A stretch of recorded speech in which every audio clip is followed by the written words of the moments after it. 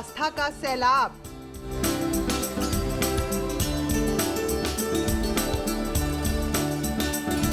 कोहरे की चादर ओढ़े गंगा घाट। संगम में श्रद्धालु लगा रहे आस्था की डुबकी।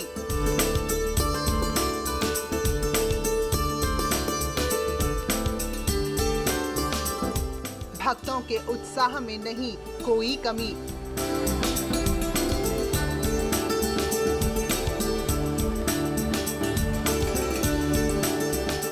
संगम में बनाए घाटों पर ब्रह्म मुहूर्त में दान पुण्य।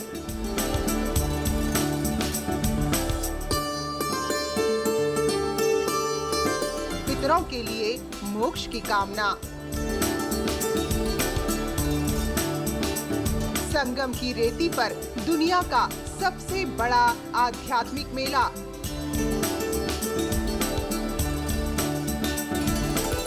माघ मेले पर भी कोरोना का असर। स्नान पर्व के लिए तैयारियां चाक चौबंद।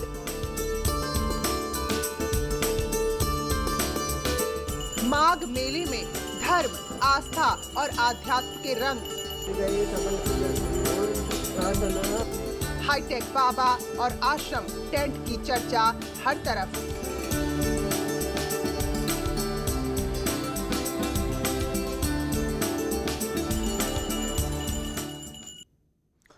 तो संगम की रेती पर दुनिया का सबसे बड़ा आध्यात्मिक मेला चल रहा है। हजारों तंबुओं में लाखों कल्पवासी पौष पूर्णिमा के स्नान पर्व के साथ कल्पवास का संकल्प लेकर कल्पवास शुरू कर चुके हैं। सनातन धर्म में क्या है कल्पवास का महत्व और कितने कठोर हैं कल्पवास करने के नियम और व्रत, आइए देखते हैं खास रिपोर्ट में।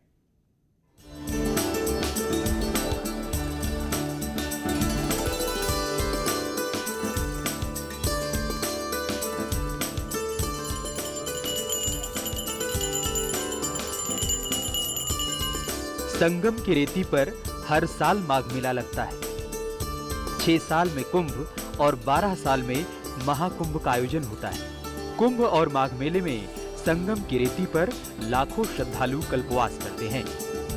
कल्पवासी 1 महीने तक संगम की रेती पर बने तंबुओं में रहते हैं।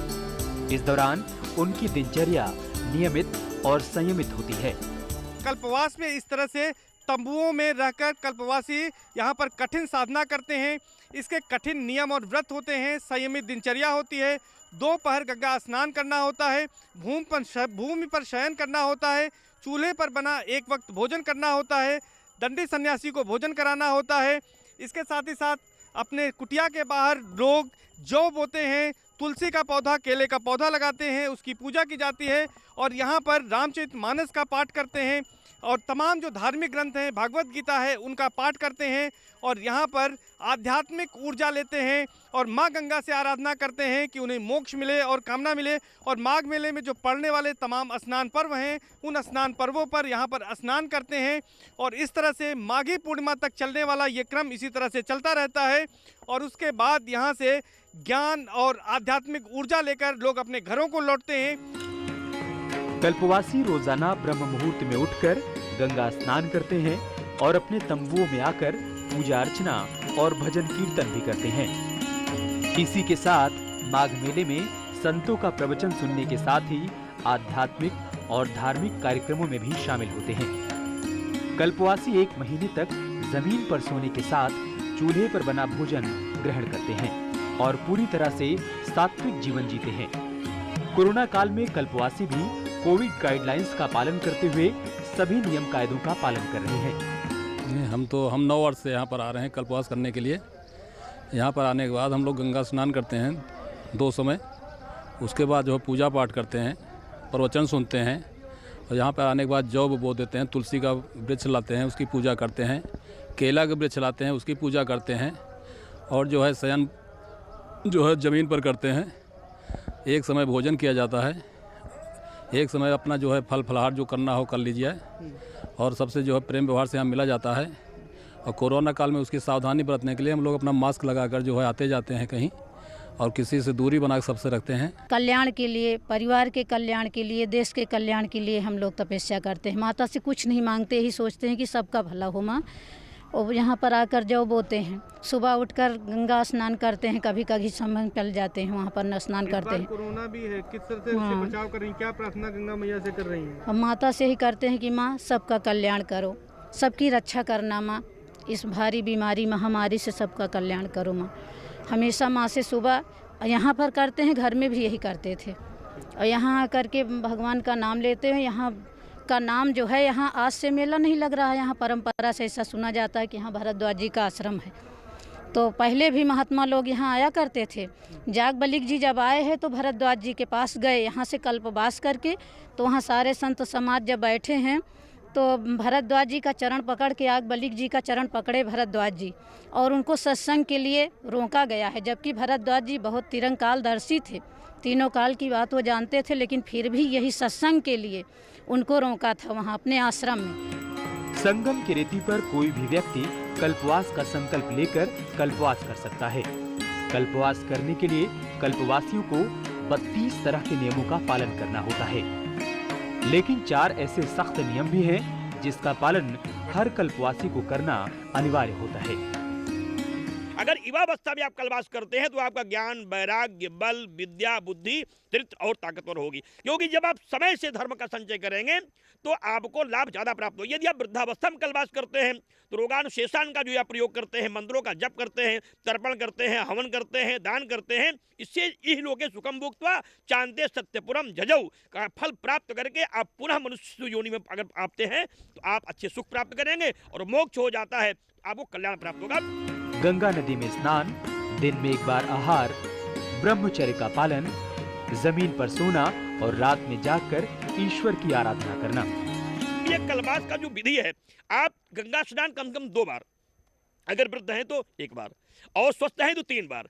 1 बार गंगा स्नान अगर आप करते हैं, वृद्ध हैं तब भी आपको फल प्राप्त होगा, लेकिन आपको 3 बार गंगे तो दर्शनात् मुक्ति ही, गंगे तो दर्शनात् मुक्ति ही, गंगे तो दर्शनात् मुक्ति करके जल को 3 बार पान करना होगा। जो स्वस्थ हैं प्रातः मध्याह्न स्वयं स्नान करें, जो स्वस्थ हैं 1 बार भी स्नान करके 3 बार गंगा का जप करके मानसिक स्नान करें। और अगर स्नान करते हैं तो गंगा जल का सेवन करना बिल्कुल, क्योंकि दरस, परस, मज्जन और पान 4 प्रकार से स्नान करें। और स्नान करते समय किसी दशा में गंगा जी में मल को मत धोएं, शरीर न धुलें। जो हाथ धुलते हैं, शरीर धुलते हैं गंगा में, वो पातक के भागी हो जाते हैं। गंगा स्नान करते समय बहुत सावधानी के साथ, बड़ा प्रश्न है चैनल का, गंगा स्नान जैसे माँ के वक्षस्थल पर बच्चा दूध पीते समय एकदम अस्तमित हो जाता है, वैसे जाइए माँ की गोद में बैठिए और निकल जाइए, तब गंगा स्नान करने का पूर्ण लाभ प्राप्त होगा। ऐसी मान्यता है कि कल्पवास करने से कायाकल्प हो जाता है और मोक्ष की प्राप्ति होती है। अखिल भारतीय दंडी सन्यासी परिषद के संरक्षक स्वामी महेशाश्रम महाराज के मुताबिक कल्पवास करने से आध्यात्मिक ऊर्जा का संचार होता है। जो लोग 1 महीना तक यहाँ नियमित रहेंगे, एक समय भोजन करके बेणी माधव का दर्शन करते हुए गंगा का पूजन करेंगे, गंगा का स्नान करेंगे, तो 1 मास वास करने का उतना फल होगा जितना पूरे ब्रह्मांड में सारे तीर्थों के, स्वर्ग से लेकर के सारे तीर्थों में वास करने का फल होता है। पौष पूर्णिमा के स्नान पर वाराणसी में सुबह से ही गंगा में डुबकी लगाने के लिए लोग पहुंचे। ठंड और कोहरा इतना था कि कुछ भी नजर नहीं आ रहा था, फिर भी श्रद्धालुओं का हौसला कम नहीं हुआ। वहीं संगम नगरी प्रयागराज में मौसम की मार के आगे श्रद्धालुओं की आस्था और विश्वास में कोई कमी नहीं देखने को मिली। संगम में श्रद्धालुओं के आने का क्रम है वो लगातार जारी है। तमाम जो सुरक्षाकर्मी तैनात हैं वो भी ठंड से परेशान हैं। तमाम लोग अलाव का सहारा ले रहे हैं। जो श्रद्धालु आ रहे हैं अभी उनकी संख्या भी कम है और ठंड की वजह से आप देख सकते हैं कि जो भी संगम जाने का मार्ग है वहां पर भी अभी भीड़ भाड़ कोई ज्यादा नजर नहीं आ रही है और लोग तमाम तरह से प्रिकॉशन ले रहे हैं, ठंड से बचने के तमाम तरह से उपाय कर रहे हैं। जो लोग भी आ रहे हैं गाँव से देख सकते हैं कि वो गर्म कपड़े उन्होंने पहन रखे हैं, शॉल ओढ़ रखी है और अपने बदन को पूरी तरह से ढक कर रखा है ताकि ठंड से बचाव हो सके। तो इस तरह से यहाँ पर साफ तौर पर आप देख सकते हैं कि किस तरह से लोग यहाँ पर ठंड से बचने की कोशिश कर रहे हैं। और ठंड ने लोगों को बेहाल कर दिया है। तापमान की अगर बात करें तो तापमान का पारा लुढ़क कर काफ़ी नीचे आ गया है। मिनिमम जो टेम्परेचर है प्रयागराज का वो करीब 3 डिग्री सेल्सियस यहाँ पर रिकॉर्ड किया गया है और उसकी वजह से लोगों को काफ़ी दिक्कतें हो रही हैं। लोगों को थोड़ी दिक्कतें ज़रूर हो रही हैं, लेकिन जो लोगों का उत्साह है संगम आने को लेकर, माघ मेले में आने को लेकर, वो कहीं से कम नजर नहीं आ रहा है। गृहस्थ कल्पवास का संकल्प लेकर आता है और पत्तों और घास फूस की बनी कुटिया में रहता है, जिसे पर्ण कुटी कहा जाता है। इस दौरान एक बार ही भोजन किया जाता है और मानसिक तौर से धैर्य, अहिंसा और भक्ति भाव का पालन किया जाता है। कल्पवासी सुबह की शुरुआत गंगा स्नान से करते हैं। उसके बाद देर रात तक भजन कीर्तन चलता रहता है। करीब 2 महीने से अधिक का वक्त सांसारिक भागदौड़ से दूर तन और मन को नई स्फूर्ति देने वाला होता है। शास्त्रों के मुताबिक कल्पवास की न्यूनतम अवधि 1 रात्रि, 3 रात्रि, 3 महीना, 6 महीने, 6 साल, 12 साल या फिर जीवन भर भी कल्पवास किया जा सकता है। संगम तट पर निवास करते हुए कल्पवासी जप, तप, ध्यान, साधना, यज्ञ और दान जैसे तरह तरह के धार्मिक कृत्य करते हैं। कल्पवास का वास्तविक अर्थ है कायाकल्प। ये कायाकल्प शरीर और अंतःकरण दोनों का होना चाहिए। इसी कायाकल्प के लिए पवित्र संगम तट पर जो 1 महीने का वास किया जाता है वो कल्पवास कहलाता है। न्यूज़ 18 के लिए प्रयागराज से सर्वेश दुबे के साथ ब्यूरो रिपोर्ट। मोक्ष पर तालाबंदी, तो क्या अब मोक्ष मार्ग बंद है? काशी की कई कहानियां हैं। ये दुनिया का एकमात्र ऐसा शहर है जहां लोग मौत की कामना लेकर भी आते हैं। ऐसे ही लोगों के लिए काशी में बनाया गया है मोक्ष भवन। इस मोक्ष भवन में लोग आते अपने पैरों पर हैं, लेकिन जाना चाहते हैं 4 कंधों पर। लेकिन पिछले 10 महीनों से मोक्ष भवन में तालाबंदी है। मतलब कि सूरत में खाना खाओ और काशी में मोक्ष पाओ। काशी, मोक्ष की काशी, उत्तर प्रदेश पूरब में बसा एक ऐसा जिला, एक ऐसा नगर जिसकी महिमा का बखान वेद पुराण करते हैं। काशी की एक नहीं अनंत कहानियां हैं। इस शहर की विविधता और खास बनारसी अंदाज की दुनिया दीवानी है।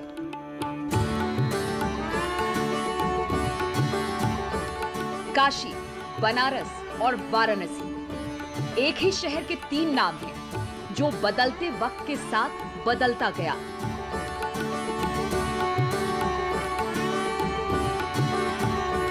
कहते हैं कि महादेव शंकर ने इस नगरी को अपने त्रिशूल पर बसाया है। दुनिया भर से लोग बाबा विश्वनाथ के दर्शन को आते हैं।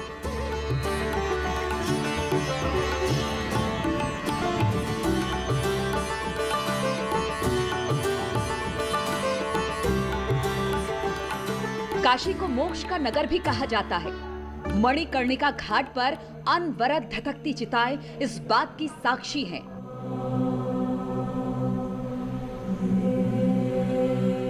मोक्ष की प्राप्ति के लिए दुनिया भर से लोग काशी पहुंचते हैं और मृत्यु की कामना करते हैं।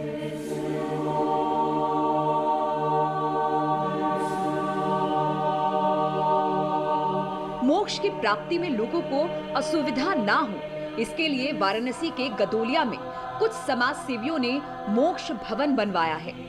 यहाँ लोग अपनी मृत्यु की कामना के लिए आते हैं, देह त्याग करते हैं।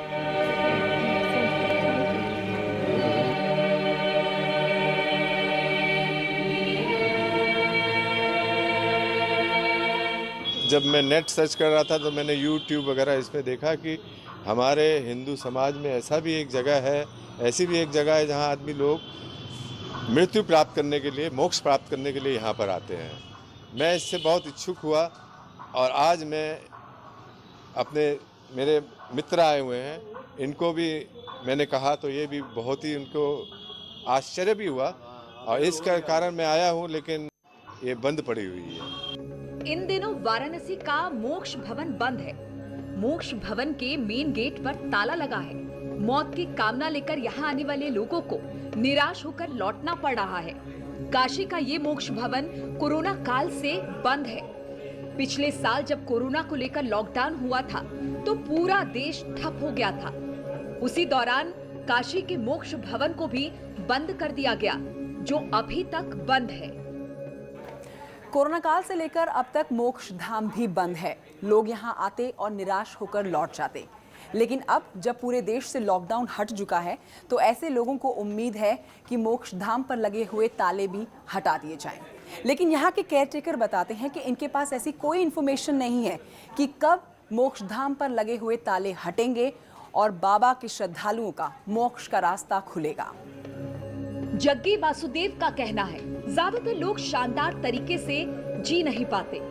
ऐसे में उनकी एक इच्छा होती है कि कम से कम उनकी मौत शानदार तरीके से मरने का मतलब है कि मौत के बाद सिर्फ शरीर का ही नाश ना हो, बल्कि इंसान को परम मुक्ति मिल जाए। बस यही इच्छा लाखों लोगों को काशी खींच लाती है। इसी वजह से ये मृत्यु का शहर बन गया। लोग यही मरना चाहते हैं, माया मोह का त्याग करना चाहते हैं। कि बनारस जैसे मोक्ष नगरी है, तो बनारस के बाहर के लोग या जो व्यक्ति जिसकी इच्छा हो कि हम बनारस में मरे और हमारी मोक्ष हो, तो वो यहाँ पर इस भवन में, जिनको डॉक्टर बोल देता है कि ये 5-6 दिन के मेहमान हैं, तो वो यहाँ पर मोक्ष प्राप्ति के लिए आते हैं परिवार के साथ। मोक्ष की कामना के लिए काशी आने वाले लोगों को रहने का ठिकाना मिल जाए, इसके लिए यहाँ मोक्ष भवन की स्थापना की गई। इस मोक्ष भवन में कोई भी शख्स रह सकता है। इसमें दी जाने वाली ज्यादातर सुविधाएं मुफ्त में होती है, लेकिन फिर भी अगर कोई शख्स आर्थिक रूप से ठीक है तो वो उससे कुछ रुपए लिए जा सकते हैं। अब वैसे तो गरीबों के लिए यहाँ 15 दिन फ्री है, लेकिन आपके पास अगर पैसे हैं तो दे दीजिए। एक दिन का 50 रुपया और खाने पीने का 10 रुपया। एक मिनट। काशी के इस मोक्ष भवन में वही लोग आते हैं जो किसी गंभीर बीमारी से पीड़ित होते हैं या फिर जिनकी उम्र लगभग पूरी हो चुकी होती है। मोक्ष भवन में रहने के लिए 20 रुपए देने पड़ते हैं। यहाँ उन्हें खाना पीना और बाकी सुविधाएं मिलती हैं। मोक्ष भवन में एंट्री से पहले से शख्स के परिवार के बारे में जानकारी ली जाती है, ताकि मरने के बाद उनके परिवार वालों को इस बात की जानकारी दी जा सके। ये होटल नहीं है साहब, यहाँ पैसे दिए और जब तक चाहो रह लो। 30 दिन में खाली करना पड़ेगा, या दूसरों के कंधों पर, नहीं तो अपने पैरों पर। काशी के इस मोक्ष भवन की स्थापना साल 1906 में की गई थी। मोक्ष भवन के रिकॉर्ड्स की माने तो अब तक 14,000 से ज्यादा लोगों ने इस भवन में अपना देह त्यागा। लेकिन जब से लॉकडाउन हुआ, यहाँ एक भी शख्स की मौत नहीं हुई। बंदी की वजह से मोक्ष प्रेमियों का आना जाना यहाँ बंद हो गया। लेकिन अब जब सब कुछ खुला है तो मोक्ष प्रेमी एक बार फिर वाराणसी के इन मोक्ष भवनों में पहुंचने लगे हैं। लेकिन यहाँ उन्हें निराशा हाथ लग रही है, क्योंकि अभी तक काशी का ये मोक्ष भवन लॉकडाउन ही है।